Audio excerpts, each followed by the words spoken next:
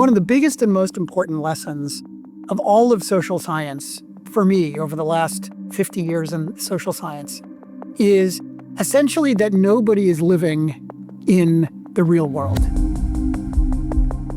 Welcome to today's episode, looking at alternate realities. I'm just kidding. Let's get serious. On this podcast, we do want to know how people think and what their motivations are, because that's the best way to fight crime. And the crime we're fighting today is sexual assault. More specifically, sexual assault that men commit against women. And a heads up, we are going to talk about these topics in detail throughout this episode. Now, sexual assault is a huge problem in many parts of the world, including in the United States, and the statistics are staggering. The Centers for Disease Control and Prevention estimate that around 20% of American women have been raped throughout their lifetimes, and that just over 40% have experienced some form of contact sexual violence, which also includes assault or unwanted sexual contact. And while data on perpetrators is hard to come by, we'll later hear about a survey which shows that a shocking 13.1% of college-aged men admit to committing rape. It's one survey, but that figure is astounding. Economists like Jens Ludwig are all about studying how we make decisions. And in the case of sexual assault, men are making decisions to commit these acts. All of that boils down to decision making. And so I think there's a real opportunity. So today we're going to focus on what drives men to commit sexual assault and what we can do to stop it and to keep us all safer. This is Fighting Crime, the show that asks big questions about crime and how to stop it. I'm Christina Quinn, a journalist, and I've spent my career digging into stories to discover the truth. I'm going across the country, from prisons to universities, police chiefs to inmates, to look at the evidence and question everything we think we know about how to make America safer. I want to know what actually works and meet the people who are making it happen. So join us as we figure out new ways to fight crime and make society safer. And be prepared to think differently.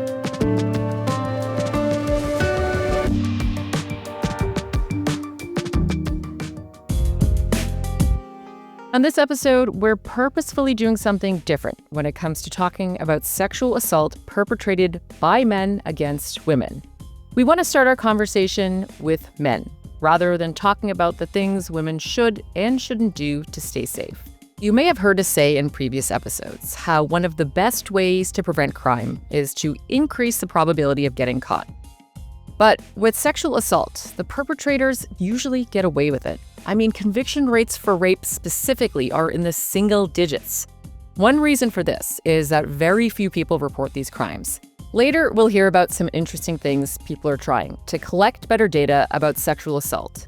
We'll also hear about unique aspects of this crime, which make it especially tricky to report and to hold perpetrators accountable. For example, the fact that generally victims and perpetrators actually know each other. We just heard from Jens Ludwig, an economics professor at the University of Chicago, who also runs their crime lab. In more recent years, Jens started to look at sexual assault on American college campuses and what can be done to combat this. He says that crime experts usually have some idea of who is committing various types of crime. This allows them to design prevention methods to target potential perpetrators. But it's harder to do this with sexual assault, given that there is so little reporting of these crimes. Now, let's not forget that sexual assault is all about consent, or rather, the lack of it. And so we need to understand what makes perpetrators act this way. When it comes to sexual assault specifically, we may be surprised to hear that sometimes men have views that don't exactly condone rape and violence towards women, but are still problematic. People are very, very good at talking themselves into believing something that they want to believe. I read a paper a few years ago that interviewed U.S. college students about their attitudes towards women and sex and sexual violence. And the results were astonishing and horrifying as someone who has two daughters himself. Unbelievable. And it has the flavor of a sizable share of college-age men in the United States agree with statements like, if I've paid for dinner, she owes me something. Right? If she's dressing provocatively, that is instigating me, and what did she think was going to happen kind of thing, right? It is shocking to think that people are able to kind of mentally twist things around into kind of up is down sense of what the right thing to do is in a moment. But I do think like that recognition that people are so prone to do that is a really helpful insight in them thinking about what types of things might actually be helpful to prevent more of it. Jens Ludwig says we need to understand the influence of peer groups on normalizing bad behavior, in particular on younger people and how they behave. And when talking about college campuses, he believes we can focus on athletes and fraternities. You know, I'm 100 years old, but even I can remember back to what it was like to be a teenager. And like the human brain, up through like your early to mid 20s, the human brain is designed to be insanely sensitive to what other people think, to peer influences, right? And when you look at violent crime, for instance, right? A huge share of violent crime committed by adults is like just one person doing it, maybe two people doing it. When you look at violent crime committed by teens, it's overwhelmingly done in groups of teens, right? And I think that that also speaks to how powerful these sorts of peer influences are. That's for just like regular, quote, street violence. Yeah. And I think the same logic carries over to sexual violence as well. You know, and what I think the data suggest that what fraternities and sports teams are doing as well is creating these little sub-communities of people that interact a lot with each other. Like they create these very, very intense peer environments where the norms just go off in a direction that leads to all sorts of horrible things. He says focusing on fraternities could be a key place to start if we want to tackle rape and sexual assault on college campuses. One of the studies that made a huge impression on me was comparing fraternity members and non-fraternity members, looking at their high school behavior, and then looking at what happens when they get to college.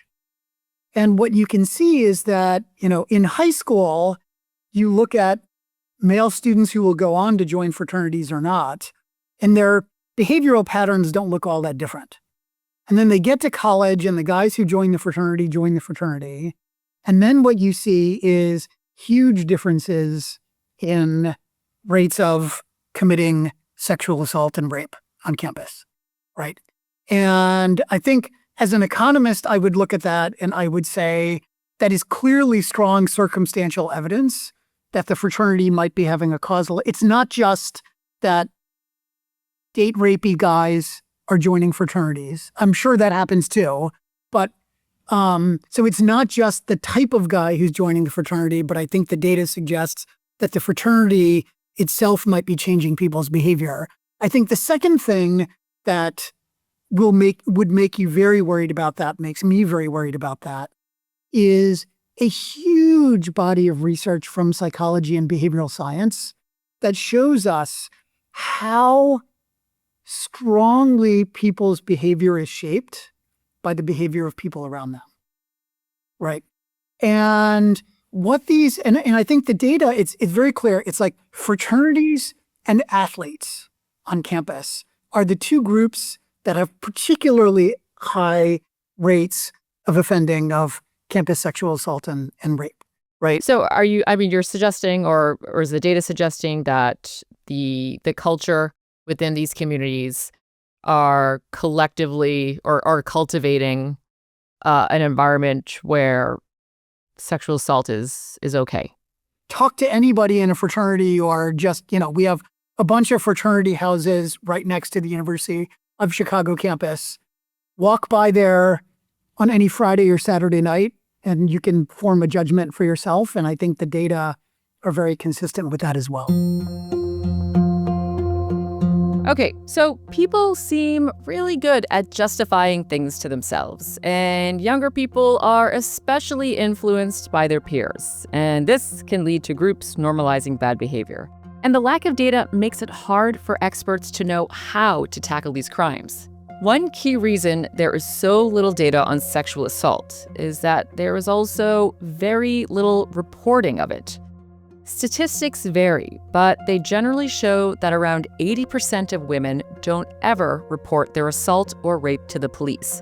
And as for college students, 90% of them never report it to their campus's Title IX office, which is the department that handles allegations of harassment, abuse, and assault. There are a number of reasons many victims are so reluctant to report an assault. I was sexually assaulted in college by a friend of mine, and it took me several years to report my assault. And in the end, I ended up regretting reporting. That's Jess Ladd, an advocate and entrepreneur. She's the co-founder of the Fund to Prevent Sexual Assault, an incubator that focuses on innovative projects to this end. She's also the co-founder of a revolutionary website called Callisto, which has been used by universities across the US. It allows victims to report their sexual assault, get resources for help and support, and they can also be alerted if someone else has the same assailant. Her journey to doing this work began after a friend sexually assaulted her in college. Like many other people who've been sexually assaulted, the aftermath was confusing. In 80% of cases, perpetrators and victims know each other, so they may be friends or even partners or exes.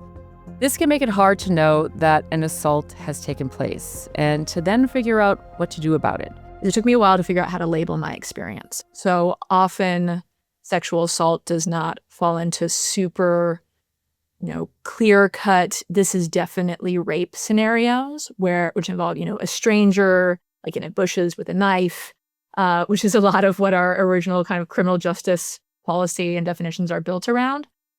Far more often, especially on college campuses, perpetrators are friends of a survivor. They know them. Maybe it's a partner. It's somebody in their life. It's at least an acquaintance rather than a stranger. But it also means that there tends to be an emotional bond a lot of the time between a victim and their perpetrator that's pre-existing and causes them to both question whether or not it's sexual assault. Because if what happened to me was sexual assault, then this person who was my friend is a sexual assailant. And therefore that means that they're evil. And I know that they're not evil, and therefore it couldn't have been sexual assault. So there's a bit of this sort of logic track that happens just based off of the relationship between victims and their perpetrators. And then there's that the act itself, again, is often not, super violent with a weapon, etc.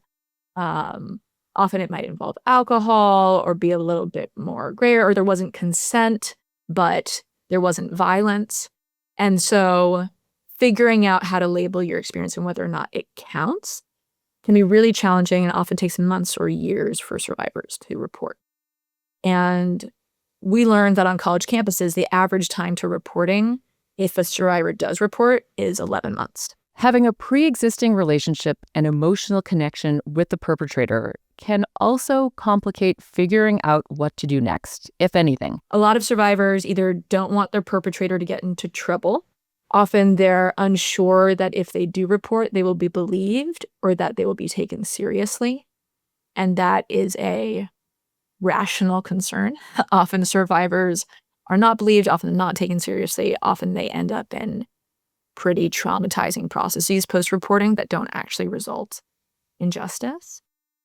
And often survivors are a bit worried of, hey, what happens if the perpetrator finds out, right? We're in the same social network. We often have the same friends. If they learn that I've reported them, will they retaliate? Will my friends hate me? Will I lose my social connections? A woman may also feel discouraged to report because of what others will think, in particular, that they're lying or are out for revenge, especially in the case of a perpetrator who may be an ex-partner. We'll hear later about some research looking at how likely people are to think a woman is lying if she alleges an assault. And then, if you do decide to report the assault, there's the uncertainty and loss of control over what happens next. If you're a survivor of sexual assault, you've just gone through something where your control over your own body was taken from you, to then be going into a process where you might lose control all over again around something connected to your sexual assault has the potential to be really scary and really triggering. So there's a lot of very rational reasons to not come forward.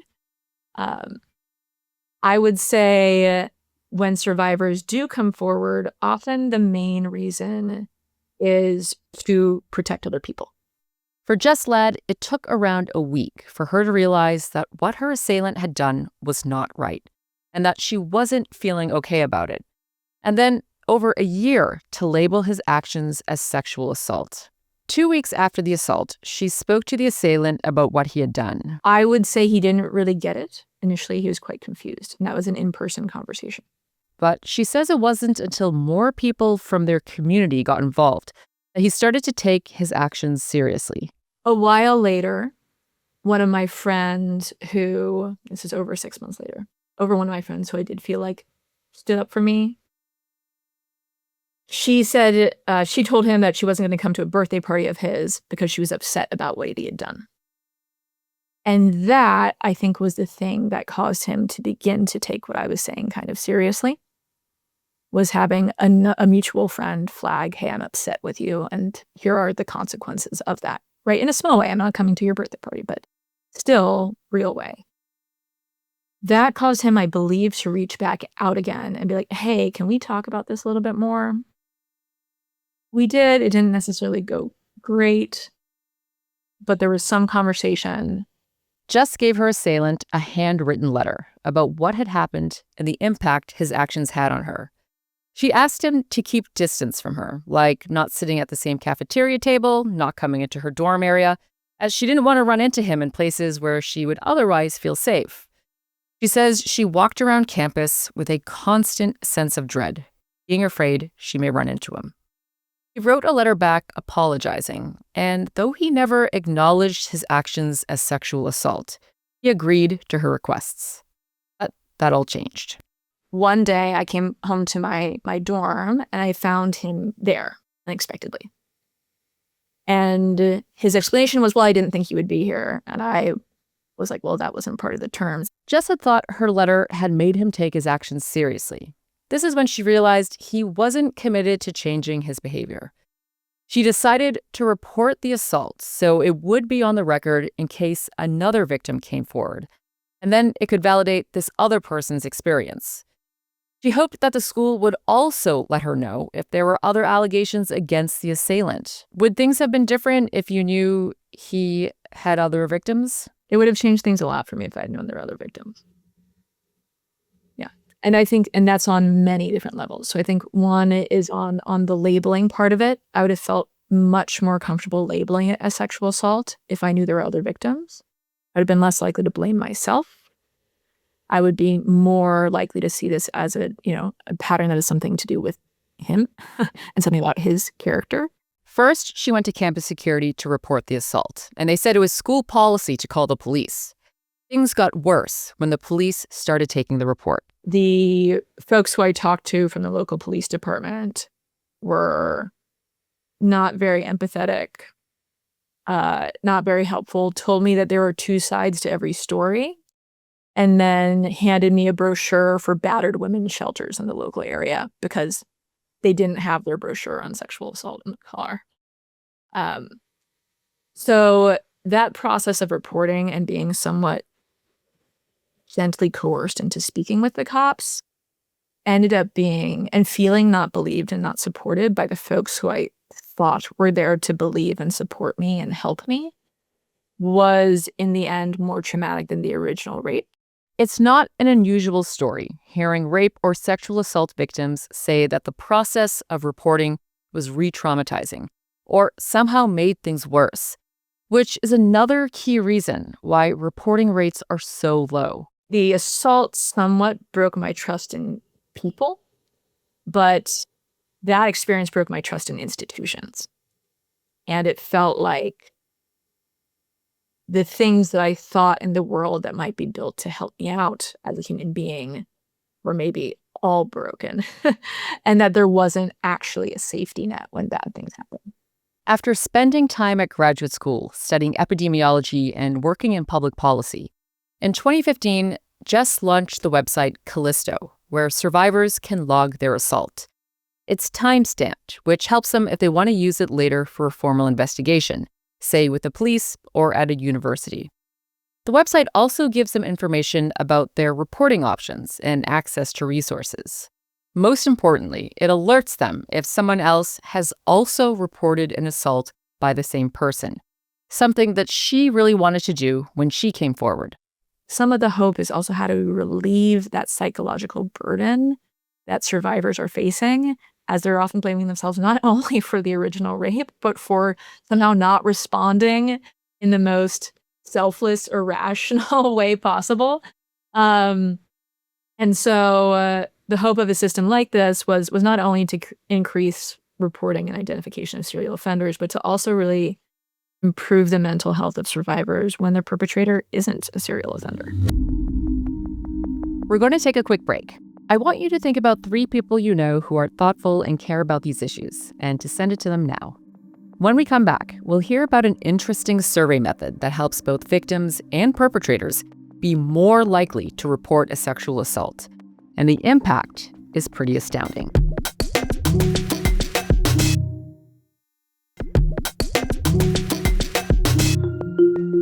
As a 21, 22-year-old woman who was in college, I saw my friends go through these things, right? We weren't necessarily talking about it, but we all knew that it was happening. And I saw them over and over again make the same choice, which was not to report it.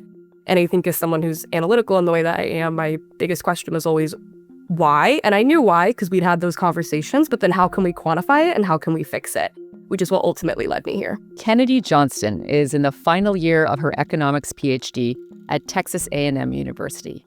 And like Jens Ludwig, she is interested in looking at how we make decisions. And she is also aware that one of the key problems with the lack of reporting is the limited data we end up having about these crimes and who is allegedly committing them.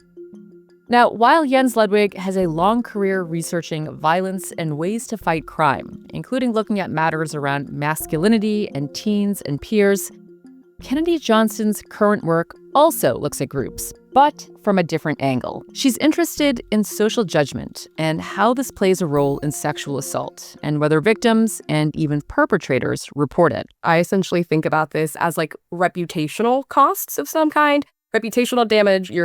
People are going to say things about you, like social costs, expected judgment, those types of things. She explores this in her paper, The Underreporting of Sexual Assault, an experiment on victims, perpetrators, and social judgment. Here she is, looking at reporting on surveys.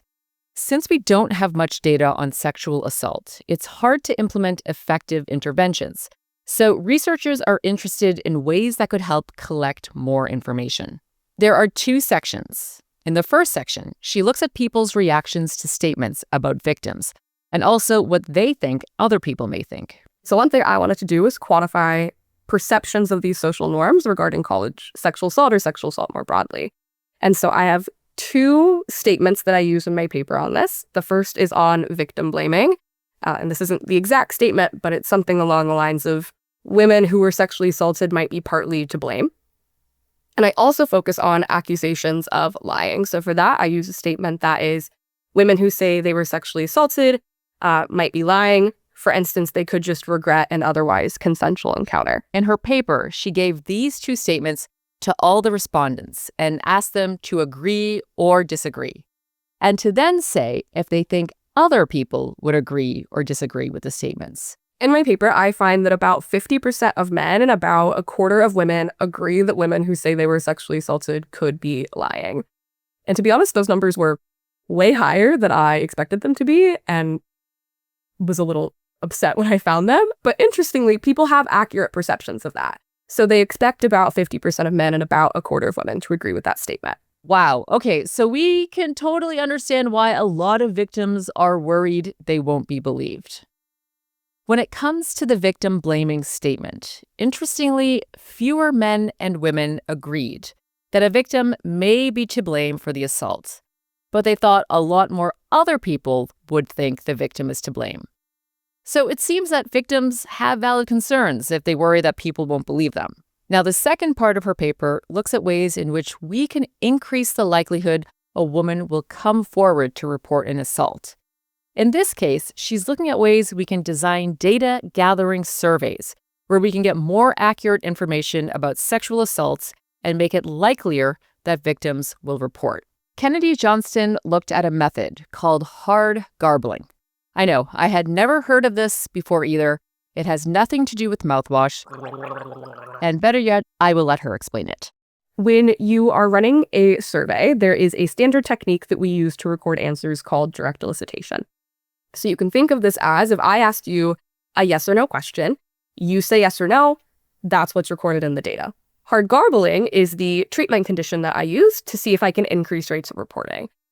And so what this does is for a yes or no question, for example, in my study, I ask, essentially, have you been sexually assaulted? You would say yes or no. For a subset of those answers, I use 20%. They get recorded as yes, regardless of what you say.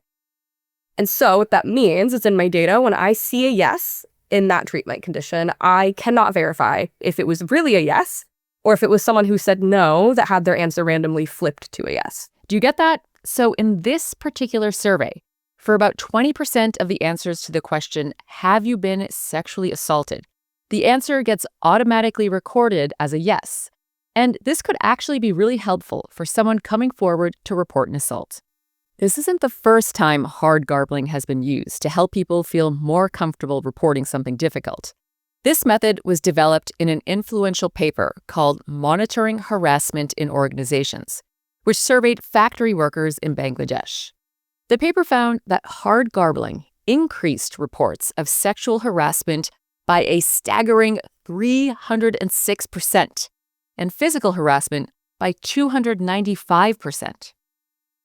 And so it seems hard garbling makes it more possible that someone is willing to report an assault. What it does is it gives them plausible deniability. That means if someone finds out you've reported a sexual assault, you could always deny it by pointing to the survey technique and claim that it's just one of the 20% of answers that is automatically switched to a yes. So I do find that hard garbling increases reports of less severe sexual assaults, so not including rape, but kind of these more, I hate to call it, but like more marginal incidents, like unwanted kissing or unwanted touching, by about 20%. So hard garbling makes it more likely that you'll report a less severe sexual assault.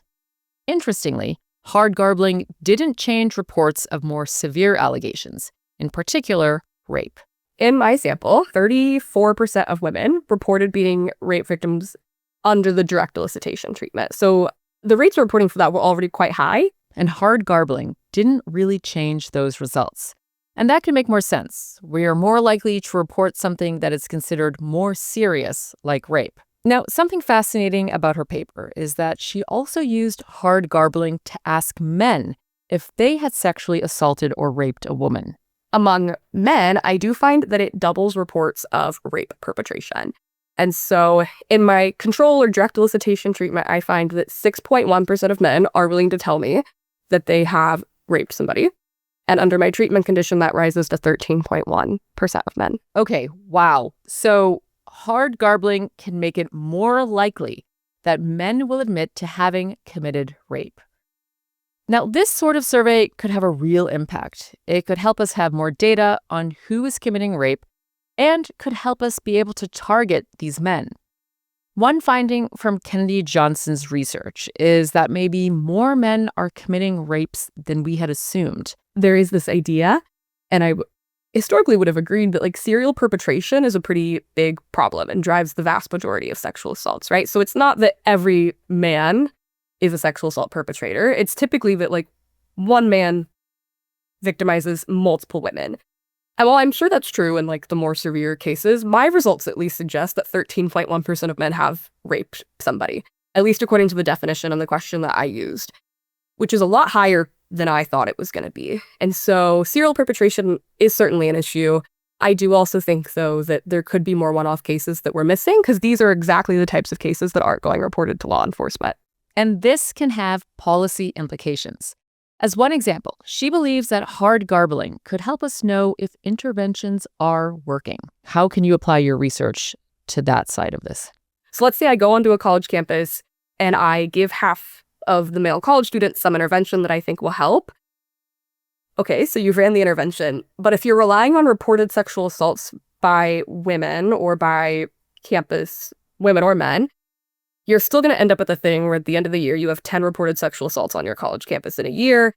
And so you'll have no way of knowing if it was committed by a man who received the intervention or by somebody who didn't. And so what I hope to do is use this hard garbled perpetration outcome as kind of my own outcome measure in an intervention like that. So I think knowing that this works and knowing that I can get at least 13.1% of men to admit that they have sexually assaulted someone is really useful when I think about how do I decrease that? Because now I have a way to go into, let's say, a college fraternity, put them through some kind of social norm, bystander intervention, consent workshop, whatever you want to test.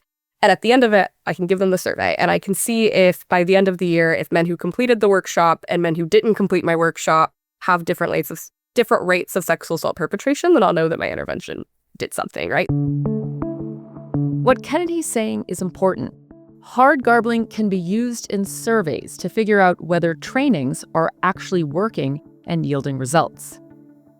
Jess Ladd, the Callisto co-founder who we heard from earlier in the episode, is also interested in projects focusing on potential perpetrators.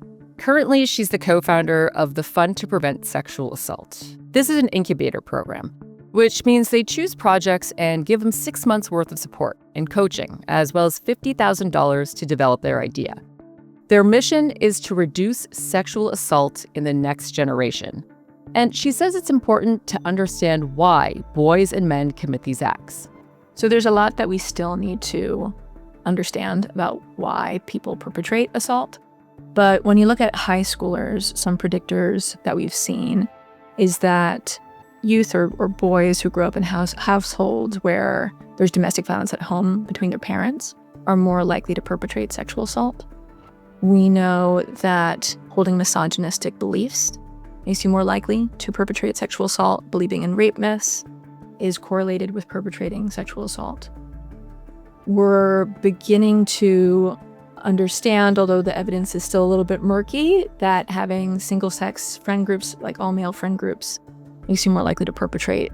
So do these boys know that what they're doing is sexual assault, or is it more that they're describing behaviors that fit into the definition of it? So it's rare that somebody who's perpetrated sexual assault or rape will label it as that themselves, or sort of realize that they have committed something that fits that label. Often, though, they agree on the behavior. So when you sometimes see disagreement about sort of false reporting, if you ask the victim and the perpetrator what happened, they'll often tell you a very similar series of events, but they differed sort of in interpretation of what was happening during it, and they'll label it differently afterwards. So what you'll see among perpetrators is they'll often justify their actions in some way for themselves. So, for example, well, she was drunk, and that meant that she wanted to have sex that night with somebody.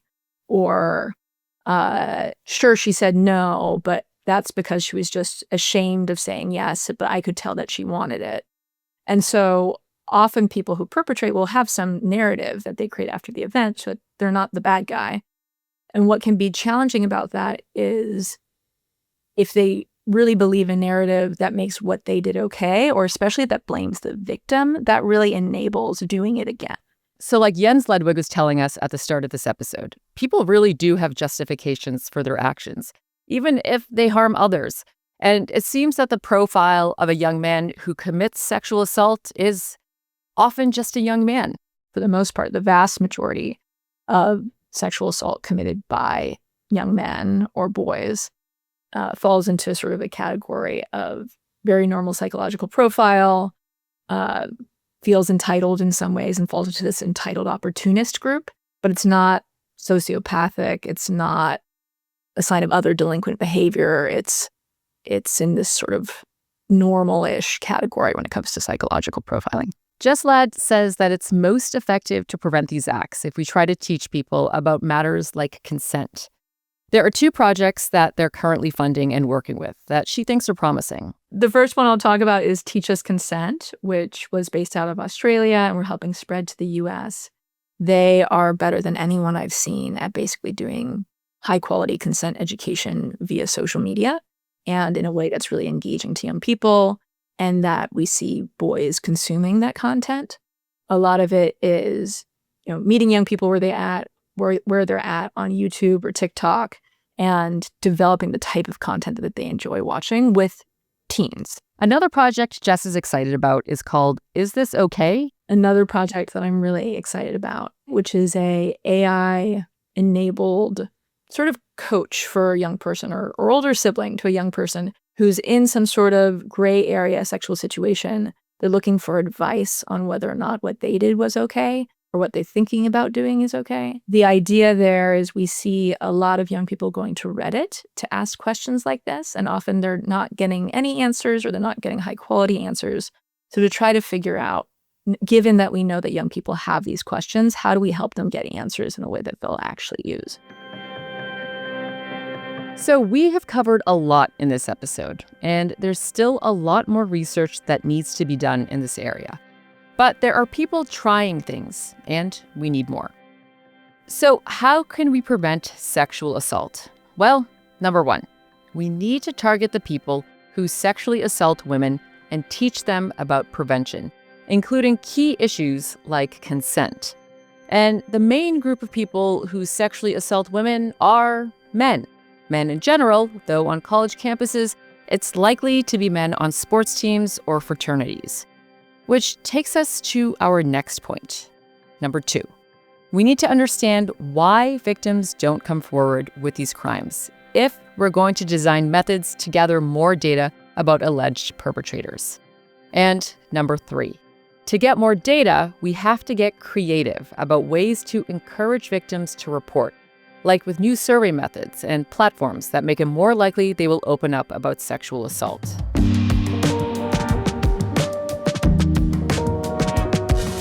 Thanks for listening to Fighting Crime. Please follow and subscribe to us wherever you listen to podcasts.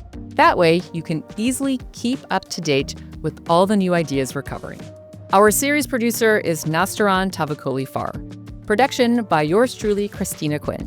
Video production and editing by Mike Tamman and James Page. Emily Owens is our resident expert. Our researcher is Ben Miley-Smith. Elliot Edwards is our production coordinator. The theme music is by Armin Bazarian. Marketing by The Podglomerate. Our executive producers are Meredith Peebles and Jonathan Coates.